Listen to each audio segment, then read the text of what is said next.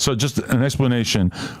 Eyekon has been the host of the FooCommunity podcast for, I don't know, like a year. Done a lot of great content on there. Basically taking FooCommunity from just an Instagram account to a force in the podcast space as far as this Raza podcast space that has been forming and coming together. And Eyekon announced that he was leaving FooCommunity around a week ago. He tapped in with me, told me he's going to be doing his own thing. And then when I asked him why, he told me basically that the Instagram post was posting a lot of stuff that he wasn't necessarily comfortable with, which it didn't occur to me till today that this makes him Duno 2.0, because this is very, very similar to the Duno and American Cholo situation in which we posted something about American Cholo and Duno later revealed that that was basically the inflection point for him where he decided that he wanted to leave No Jumper. But this is Eyekon talking about it with his wife, and it turns out that the post that they didn't, that Eyekon was uncomfortable with was, so you know Big Boy from Strength Cartel? I realize I'm just getting deep as fuck. All kinds of different characters in here that people might not know about. Strength Cartel in the title, but I don't know. Basically, he's like the biggest, most muscular motherfucker you've ever seen in your life. Yeah. He had a homie who died, and we can get into it more in depth, I guess, but his sister or somebody from his family reached or did a post on Instagram where she was basically saying that Big Boy from Strength Cartel was a fake friend, and that him and his boys went to the funeral, and that they were posting it on social media, and the family asked them not to post it on social media, and she was saying that he only sent $500, and she's basically like, you know, angry at this dude Big Boy because his homie, who was kind of like working with him, I don't know if he's like under him, but he basically, like, the family felt as if they didn't do enough, like, or they were being a little bit self-serving with the whole going to the funeral and taking photos and everything. So this is Eyekon talking about that with his wife. Literally, what pushed you over the edge? Us going on the vacation for my birthday and me having to spend all that time on the phone for no reason. That's why you don't There pick was the two phone occasions back to back. That's what fucked me up right there. I realized I couldn't even be in peace. And I had no control over it, and then when he didn't want to delete it, that was whack. And then when he ended up deleting it later on the day after we got into it or what have you, it was too late. The damage was already done. Yeah, I understand.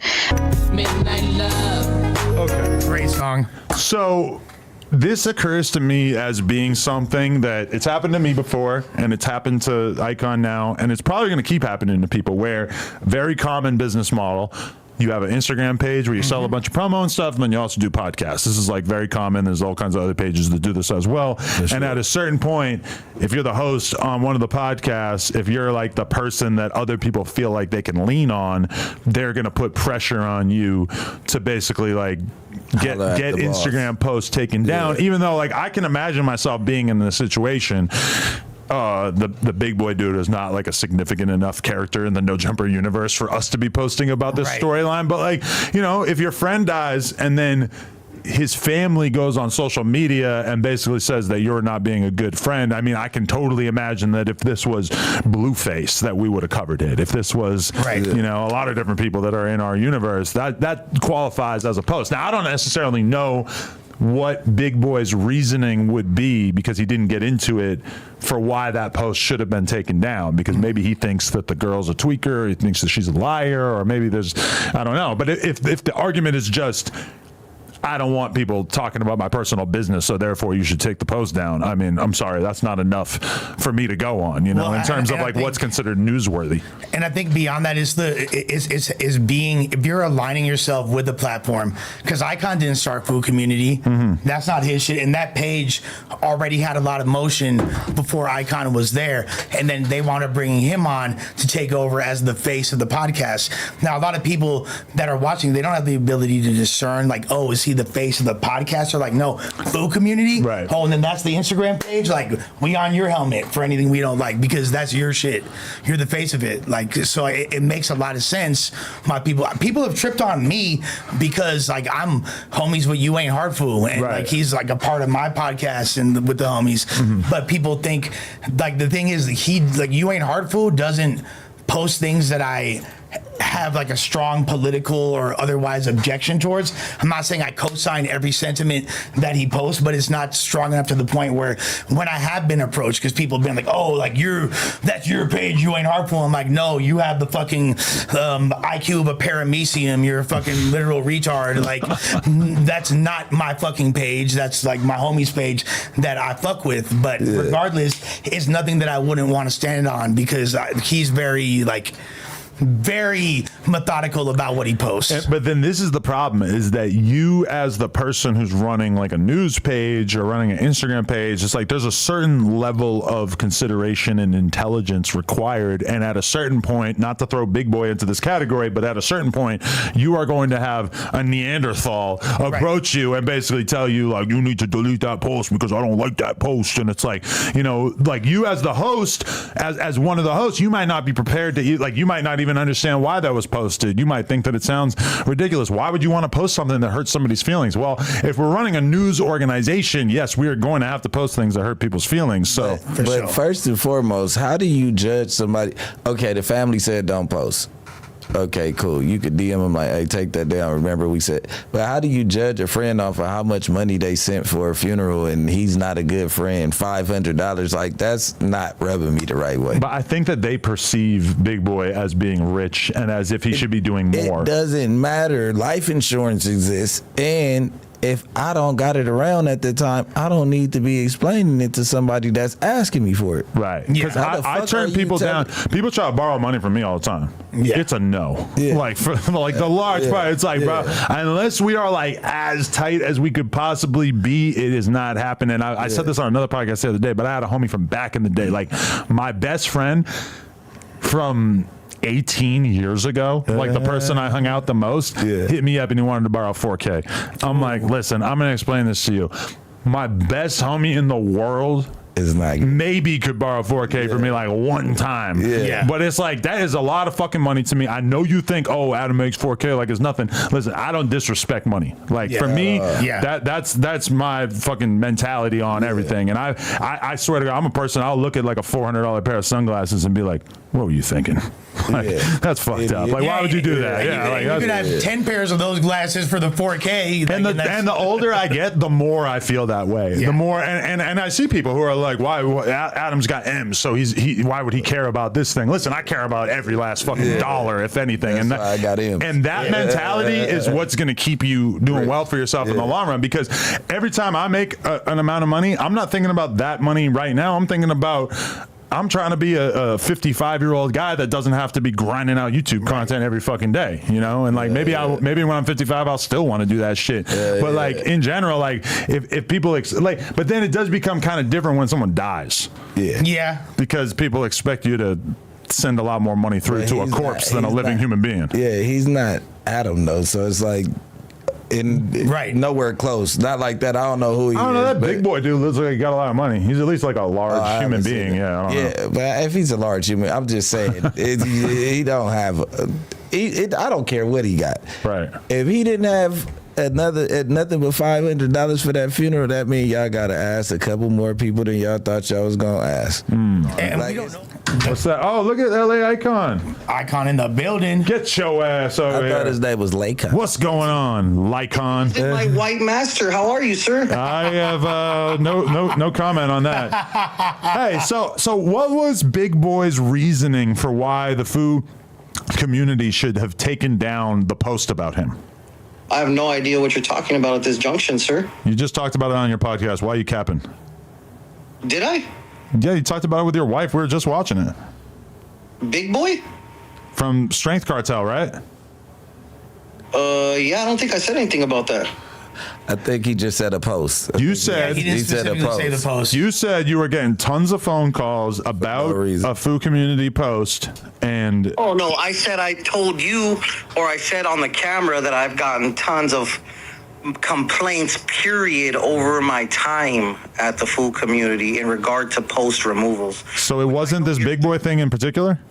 No, not at all. Big Boy's a good friend of mine, sir. I wouldn't even know what you're talking about. Eyekon, this is what you got to do. You got to get used to not picking up the phone call because you're making the same mistake that I've made at times. You know how many times I came in here, and AD was on like an hour and a half of sleep because he kept getting calls from gang members and he just couldn't resist having a 4-hour conversation. I've been getting a lot of calls. I've been getting phone calls all morning. You just got to not pick up the phone. You know what you do? You wait for them to finish calling you and then they text you and then you text them back real quick. You're like, I got something going on. I got to call you back. Hey, so at what point did you stop taking phone calls, bud? I mean, I'll take a phone call here and there, but ain't nobody keeping me on the phone for like the most important call that anyone's ever going to make to me about some content shit is going to be like a 10-minute call. Like I'm still weaseling my way off the phone. Like I have such an aversion to the phone. I'm listening to you talk about being on vacation and you can't get off the phone. Motherfucker, put that shit on Do Not Disturb. For real. My phone's on Do Not Disturb. That's the crazy part. And they somehow superseded what they got hackers. Twice. You got to call They 2 or 3 fucking call the times. operator and break through like the good old days. Dial 0. I feel like that doesn't work on my phone anymore somehow. Emergency breakthroughs. I mean, I still break through your Do Not Disturb, so I don't know. You did? You don't All the call time. me. So what do you? Can I tell them about our late night phone calls? So do you pause? Oh, So do you feel bad the about boss. giving all of your Eyekon swag to the Foo community, even though they ultimately treated you like a peon and didn't show you the respect that you deserved?